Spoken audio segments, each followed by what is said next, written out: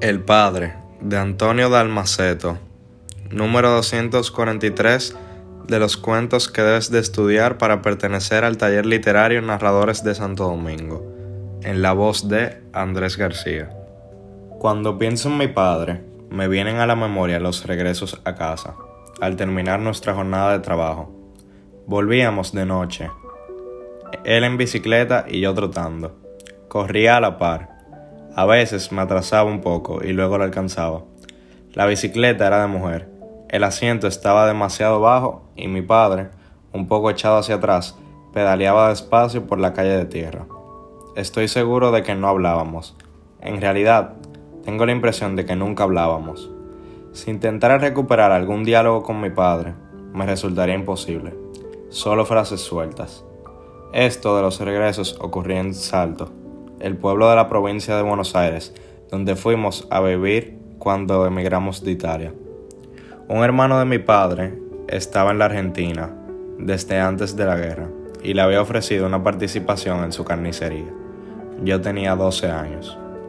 Recorrimos ese trayecto durante meses y meses, con frío, con calor, con lluvia. Después de tantos años, la memoria rescata una única carrera nocturna que las resuma todas. Esa imagen siempre vuelve y se impone sobre los demás recuerdos. Aunque son muchas, nítidas y fuertes las imágenes que tengo de mi padre. En general, de la época de mi niñez, en el pueblo italiano, antes del largo viaje en barco a través del océano. Podría intentar hacer una lista. Creo que no acabaría nunca. Ahí está la figura de mi padre, oscura y quieta bajo una nevada, esperándome en el portón del colegio de monjas al que yo iba.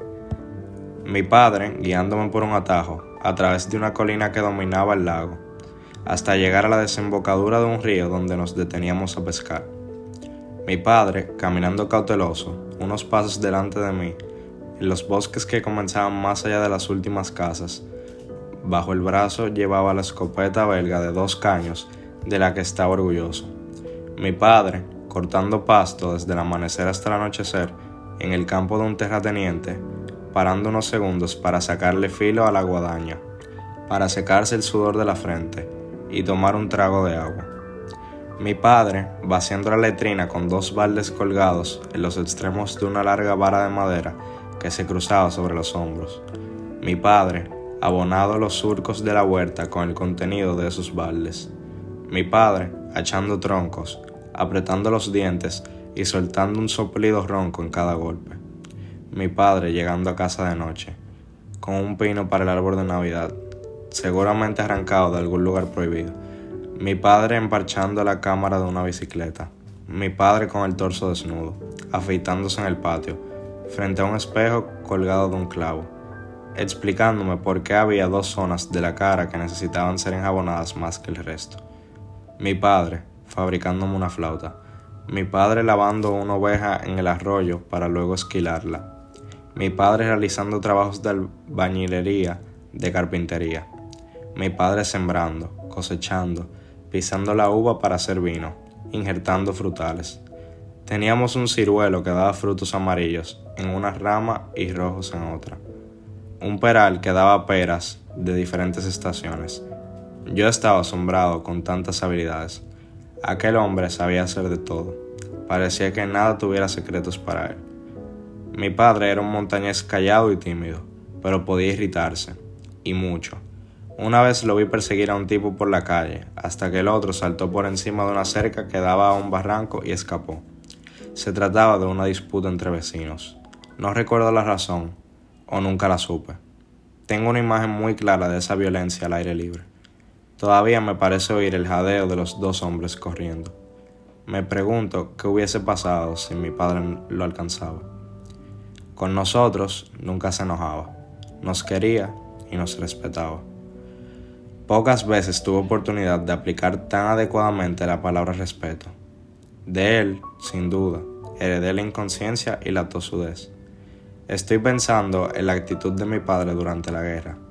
Trabajaba en una fábrica de gas y a veces su turno terminaba en la mitad de la noche. De nada servían los ruegos de mi madre y los consejos de sus compañeros. Volvía a la casa sin esperar que amaneciera. desafiando el toque de queda y las balas, porque quería dormir en su cama. Era su derecho y no existían Hitler o Mussolini o guerra que se lo impidieran. Partió para América en 1948. El día de la despedida reía, bromeaba, se lo veía de buen humor, pero a mí me pareció que lo hacía para darse ánimo y cubrir el desconcierto. Recuerdo el reencuentro en el puerto de Buenos Aires, pasados 2 años de separación, su abrazo torpe y sin palabras, en el viaje en tren a través de la llanura invernal, rumbo al pueblo. Tampoco habló demasiado. Iba sentado junto a mí y su brazo se mantuvo rodeándome los hombros todo el tiempo. De tanto en tanto, sus dedos se comprimían para darme un apretón. Después vino el trabajo a su lado, en la carnicería, donde aprendí la recorrida de los clientes antes de memorizar la primera media docena de palabras en castellano. Salía al reparto a la mañana y a la tarde, y cuando terminaba, ayudaba en el negocio. Siempre había algo que hacer: limpiar la picadora de carne, la sierra eléctrica, lavar el piso, pelar ajos para los embutidos, darle agua a los animales. Empecé a jugar al fútbol en la 6ª división del club Compañía General. Estaba contento con los botines, el pantaloncito y la camiseta que me habían dado y podía llevarme a casa. Los partidos eran los sábados, después de mediodía, y a veces llegaba con un poco de retraso al trabajo. Entonces, durante toda la tarde vivía en un clima de acusaciones silenciosas. Las acusaciones provenían de mi tío y mis 2 primos. Mi padre no me decía nada. A lo sumo, rumiaba una frase en voz baja cuando me veía aparecer corriendo. Se sentía obligado con su hermano mayor que lo había traído a América, y la deuda me incluía. Estoy seguro de que esa dependencia lo amargaba, pero no podía hacer nada, y guardaba silencio. También, en el reducido territorio de aquel negocio éramos extranjeros, y había que ganarse el espacio y soportar las humillaciones cuando llegaban. Yo intuía que mi padre hubiese deseado un destino distinto para mí. Una noche, 5 años después de la llegada al pueblo, emprendí otro viaje. Partí a descubrir la ciudad. A esta altura, mi padre se había separado de mi tío y había instalado su propia carnicería. No le iba bien. Mi padre no era el mismo de antes. América lo había golpeado. Yo no estaba con él en el negocio nuevo. En los últimos tiempos había trabajado de cadete en una farmacia. Me fui sin que lo supiera. Mi madre y mi hermana me vieron dejar la casa porque se despertaron mientras yo preparaba la valija. No lograron retenerme ni tampoco se animaron a llamar a mi padre. Ignoro cuánto pudo dolerle aquella huida. Nunca me la reprochó. Después, en los espaciados regresos al pueblo, me encontraba con pequeños cambios en la casa, algunas comodidades en el baño, en la cocina. Me enteré de que una vez, al comprar un calefón, mi padre comentó: para cuando venga Antonio. Por lo tanto, pensaba en mí con cada mejora. Cuando murió, yo estaba lejos. Una enfermera iba a aplicarle inyecciones día por medio. La última fue un sábado. La enfermera se despidió hasta el lunes. Mi padre dijo: vamos a ver si aguantamos hasta el lunes. No aguantó. Sé que en el final preguntó por mí. Llegué al pueblo el día posterior al entierro. Venía desde Brasil, viajando en trenes y en ómnibus. En la puerta encontré al marido de mi hermana que me dijo: papá murió. Muchos años después de su muerte, mientras mirábamos unas fotos, oí a mi hermana murmurar: qué hermoso era papá. Nunca había pensado en eso. Eran fotos de sus 27 años. Tenía a un chico de meses en brazos. Estaba tostado por el sol y se le notaban los músculos bajo la camiseta clara. Se lo veía feliz. El chico era yo. De tantas cosas relacionadas con mi padre, me acuerdo especialmente de aquellos regresos a casa después del trabajo. Eran siempre noches grandes, cargadas de estrellas y de silencio. Así las veo. Avanzábamos a través de un decorado de casas mudas y luces fantasmales en las ventanas y en los patios. Yo me sentía extraviado en esa oscuridad y la sensación no me gustaba. Quería llegar rápido para que pasara la noche y luego el día, y otra noche y otro día, hasta que el cerco de las noches y los días se rompiera. ¿Y mi padre? ¿Qué pensaba?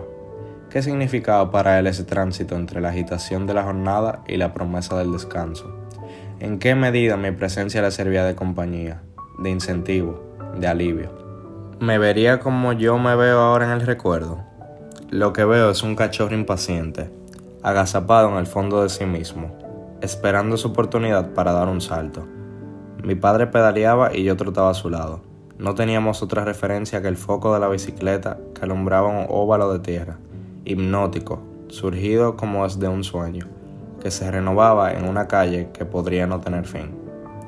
Esa luz mínima marcaba el camino, y finalmente nos sacaba de la oscuridad. Nos guiaba a la mesa familiar preparada para la cena, a los rumores de las sillas arrastradas sobre el piso de ladrillos y de los cubiertos en los platos. Pero durante ese trayecto permanecíamos lejos de todo. Ahí estábamos solos y estábamos juntos. Nos movíamos en una zona de vacío entre un mundo que ya no existía, perdido del otro lado del océano, y este otro que se proyectaba en los días futuros. Estaba hecho de necesidades e insatisfacciones y furias contenidas y esperanzas obstinadas.